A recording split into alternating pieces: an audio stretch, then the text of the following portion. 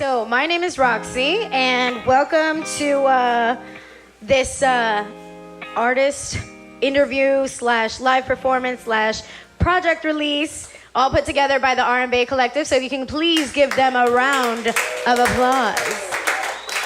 Shout out to Sweat for hosting this event. Pretty dope, pretty cool to do something at a record shop that there even exists. One is also really great.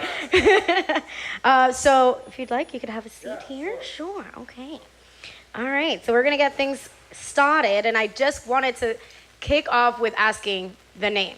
Yeah. Why drug? Sure.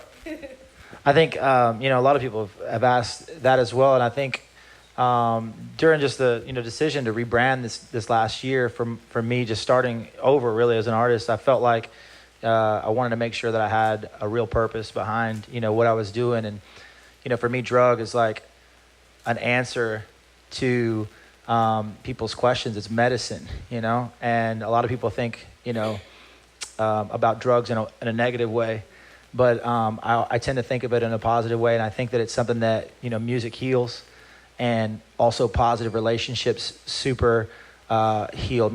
Drug in itself, the definition is literally like a substance that takes a physiological effect on the human body. And so I think that's what my goal to do as a musician is to make a real effect on somebody's mind, somebody's spirit, somebody's soul, somebody's heart, that they feel it and they make it they make moments of the music. So I think that's hopefully my goal. So yeah. Let's talk about the rebranding part. So I'd like to know what your name was prior. Sure. And what led to rebranding, because artists do kind of reinvent themselves as they go on in their careers. So talk a little bit more about that.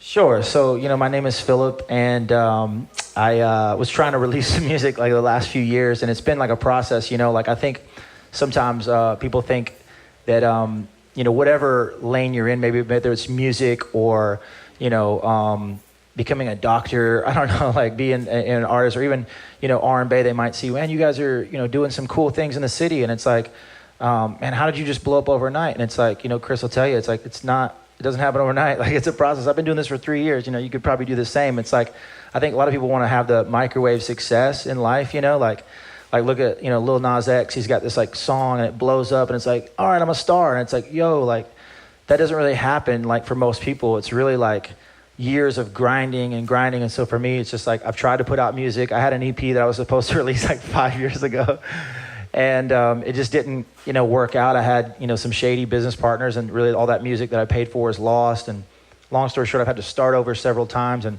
start with new producers and start with new artists, and really just work, and finally now at a place where I can release something on my own. It's like, man, this is 5 years in the making, And so some people, sometimes they just see the music, or they see the artwork, or they see the social media status, and it's like, it doesn't happen through just the snap of a finger. So for me, I felt like in order to make the best music of my life, I needed to, really go heart and soul in on really what I felt like and what I believed in. And I think that's really what drug embodies to me. And, to me, drug is even more of a verb, it's like, I'm passing the drug, I'm dealing what I'm actually living, so that's what hopefully I'm able to portray to people, because I think it's it's sometimes hard. In social media, you guys see on Instagram, it's Justin Bieber posted a photo and someone's like, hey, DM me for artwork. And you're like, bro, what? This is a real person posting a photo of their music, or whatever.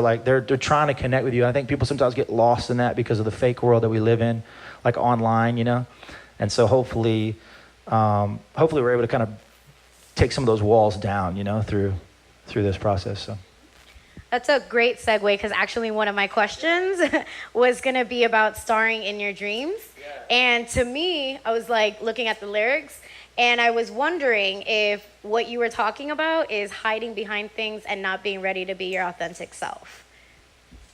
Yeah, I think so, because I really wrote the song from a perspective of wanting to be in a relationship but not really ready to give your whole heart, and then when you're finally ready, it's you're hoping that that other person hasn't moved on, and so I think it is trying to be authentically you. You're finally secure in who you are and what you're doing, and I think that for whoever's in this room, like maybe you're going through like relationship issues, and it's like, sometimes that stresses us out while we're in school or while we're like, working on our career. And it's like, like, do you be you and be the best you can be? Because if that person can't accept you for who you are, like they were not really meant to be, with you. Like if they can't like flow with you, and if they can't go with you or grow with you. So for me, it's like, figure yourself out, pursue your dream, be the best you that you can be. And that person that's going to like, be a relationship with you is going to like, they're going to get in line, and they're going to complete some of that story. But I think that some of us, we get so stressed out that we actually like lose our way, or we don't actually pursue our dreams because somebody else was like,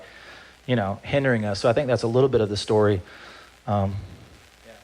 That's interesting because that's something that I constantly tell my friends all the time. So it's interesting to hear from a male perspective, but I literally use that same terminology. Like, you need to be fine with you by yourself so that when you do find someone, that they compliment you and they don't complete you. Right. Like, you're already a full individual on your own. Yeah. So it's really interesting to hear a man say that, We always kind of have these ideas that like men ain't shit kind of thing. So like, right. So when you hear men, especially when you hear like guys that are singing R&B, right? And they're like really you're pouring your heart out, you're pouring your soul, your emotions, you're raw.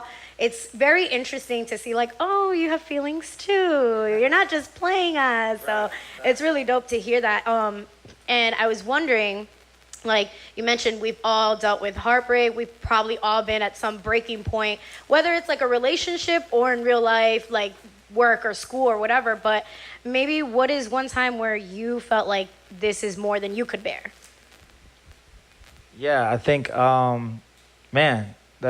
think for me, like I had to hit rock bottom, like just like as a man, like, I was in a transition from job, and like I even like put in an application for another job and like it didn't really work out and I got declined. I was just like, oh crap. Like sometimes you have to like fall on your face a little bit and like go through some things where you're like, wow, like I'm not invincible, and I think sometimes we kind of feel like there's a difference between like confidence and like being super arrogant and cocky, and I think just coming like now like from a humble place of like, hey, like I just want to create art and I just want to like do it authentically. And I think for you, like if you're snapping photos or, if you're modeling or like doing, creating, graphic design, I don't know, like there's so many different arts that you can do, but like do that with like your passion and do it with a humble place too, like not like lording it over people, and I think that sometimes people see singers as like super aloof people that, are stuck up and I just never wanted to be that, I wanted to like create music from a place of like authenticity and just like, hey, like, I'm just a person who's like been gifted to sing and create and play, and I hope that inspires others in what they're doing. Not that I'm like, hey, like listen to my music, so now I'm like in Hollywood and I'm a star and like I'm rich and you're not, it's like that's like super weird to me. Like, so I think that we've got to kind of just see that we're all human, and so for me, like going through human experiences has helped me like super like now appreciate like success or like putting out stuff with confidence, going like, hey man, like I've been through times where I haven't had enough, or, I've been through times where I've lost a relationship or had a friend betray me. You know what I'm saying? It's like, I've been through those things. And so like, we all kind of go through that. So like, here's some joy, like along the way, like here's a song that might inspire you, So I think that's hopefully what that song is about too. That's interesting because I just brought myself to finally watch the Amy Winehouse documentary on Netflix. And I just watched it like a week ago, and I was so sad after watching it, and like it was heavy on my mind the whole week straight. Like I just couldn't get past the part like you just touched about. It's about bringing joy to people, and that you as an artist, you just want to be able to create, and that is essentially one of the main themes on that whole entire documentary of her whole life. She just wanted to sing. Yeah. And she didn't want that part of the fame, and she didn't want the paparazzi and stuff like that. So it's interesting that now we're so dependent on social media. As an artist, if you want to create authentically, how do you balance the two? Yeah, I think it's just being confident, like, knowing that this is like a marathon life and it's not like a sprint. And so for instance, like for me, like even doing this show tonight and welcoming everybody to come and just say like, hey, let's celebrate like a beginning. For me, this is like the start of like something, you know, start of a career making music that people would actually listen to it and enjoy it is like mind-boggling to me. But for me, it's like I'm not like in a competition with someone else. Like I'm not trying to like also like, you know, I'm not like even at this point like trying to get something from someone. Like I just want to create music, and like I'm going to do that for the rest of my life, whether somebody listens or not.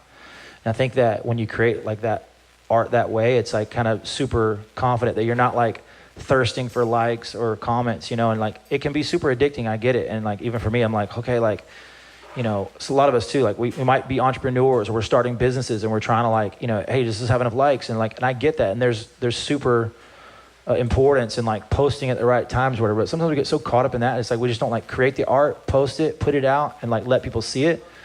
You know, and it's like there's so many things that convolute just like creating great work and then moving forward and like letting the world like, or let your work speak for itself. So hopefully for me, I'm just like, I'm in this for the long haul, you know, like when I'm 60 years old, like I want to be writing music, you know what I mean? Like, and maybe I'm not like going on like world tours or something, maybe, you know, but like that would be cool. But the point is that like, I'm just creating and doing what I've been like gifted to do, so. Want to talk about your band and how you guys came together. You guys have such a great sound from what I was watching, like your live sessions. And I know it takes a long time. Some people are very lucky to find their tribe very quickly and everything kind of works out. Was that the case for you? And how did you guys kind of come together? Sure. Well, I mean, I guess that was the case for us. Like, it's super easy. Like, I've known Shalom. Where's Shalom? Shalom, wave at everybody. There's Shalom. And he's on the drums. And Shalom's actually from Miami, right? Yeah, born and raised, County of Dade. And so he is just an amazing drummer. He does, you know, sessions. And we actually play together all the time. So, like, you know, we'll do, you know, different events and stuff like that. So he's been playing with me for a long time. And then Rodner, where's Rodner at? Rodner. Wait, everybody, this is Rodner. And Rodner's actually, he's like super famous in Venezuela. Like he's like an actual like a Latin Grammy winner and really great recording artist. And so he's been, you know, been gracious enough to play with me from time to time. So for me, it's like we had an energy and a synergy that kind of came together our first couple times playing. We're like, okay, this works, you know? So I think for me, it's like, I'm at the point of game 2 where I'm like, I don't have time to like kind of drag somebody along, you know, like I need like, and there's times for that for sure to like develop people, you know, but there's also times where it's like, hey, if you're trying to like make an impact, like you need people that can run, you know, and go with you. So Rodner and Shalom are definitely two of those people that can like really just pick up and run. And like, sometimes it's like, they're like, man, you guys must practice forever. And we're like, not really. Like we just kind of, we get together and there's a synergy. So that's what I like about these guys. So. No, that's amazing because I talk about this with my creative friends often about like having a group of people that everyone has to have like just one collective vision, and that's the way it's going to work. So if you're the only one who believes in it, no matter how many ways you put it, present it, whatever, if they don't like have the same vision as you, it's just not going to work. So it's really amazing that you've been able to find a collective that believes in you and sees that vision, and it works, and it sounds really great together. So let's talk about like Moonlight, the inspiration behind it. What do you want people to take away from this project? Yeah, it's a great question. I think for me, it's, you know, it's about really like walking your dreams out and like shooting your shot, you know, like too, like I think Moonlight is just a call, like, hey, like, let's see what happens, you know, like, and sometimes like girls, you know, they limit themselves, like, there's no good guys in Miami. And it's like, well, how many dates have you been on? You know, and it's like, none, because all the guys suck. And it's like, well, go on a date with somebody, you know? Quit being a jerk, you know? Like, and so, you know what I'm saying? Like, or guys, you know, it's just like, you wish that you had a great girl, but you're like playing video games all day, and it's just like, bro, like, get out the house, you know? Like, don't point any elbows. No, but, so seriously, I think for me, it's just like, hey, like, let's start something new. Let's try something, you know, like, even in the, like, I feel like for me, the songs kind of weave together. It's like I don't know if you maybe you haven't noticed, but like Starting Your Dreams, it's like this pursuit of a woman. Like Moonlight is like this intense climax. The Addiction is like the fall of just like this, you know, kind of breaking apart, and More Than I Can Bear is like really yearning for what you used to have. And so it's like this cycle of, you know, kind of going through the different stages of love. So hopefully that's what it's about, and I think that's what it speaks to. So different people kind of have different meanings, you know, between different songs, you know, like So, but I think for me, it's just it's that cycle of love, and it's that cycle of pursuit, and hopefully you land on somebody that you want to, that can run this race with you. So. I wanted to ask, because I noticed that you make it a point to say that you are a mesh of R&B and alternative rock. So why is it important for you to be both instead of just consider yourself an R&B artist? Sure. Well, I think that for me, like I grew up on so many different styles of music. Like I grew up on, 90s R&B. I'm an 80s baby. So like I, grew up listening to, like Jagged Edge and LL Cool J and Usher and, all these people. And it's like, there's so many different artists I could go down the list. But the point is that like, I love that, but I also loved like, alternative rock. I was actually in like an alternative rock band with my brother growing up in high school. We used to like play garage band and like, cover Green Day and Nirvana and like Offspring and stuff, So it's like, I kind of just grew up in this conglomerate, and I grew up in the South too, so like everyone thinks you listen to country all the time. It's like, I don't, I was like the guy that like didn't listen to country all the time. But I think just the world we live in is like, for me, I just want to be authentically, true to who I am. And so like, I'm also, I try to just mesh like the live element, and I think that's really why the live EP kind of came about. Was I was like, I want to kind of play songs that I can replicate live. So like if I'm singing something, I want to be able to sing it like on the street or at a concert or like in the studio. I don't want to just like create something that I can't like replicate that well. And so I think that's where like just the guitar speaks to a wider audience too. Like I love seeing artists that can play and songwrite and and sing too, not just like sing and depend on someone else.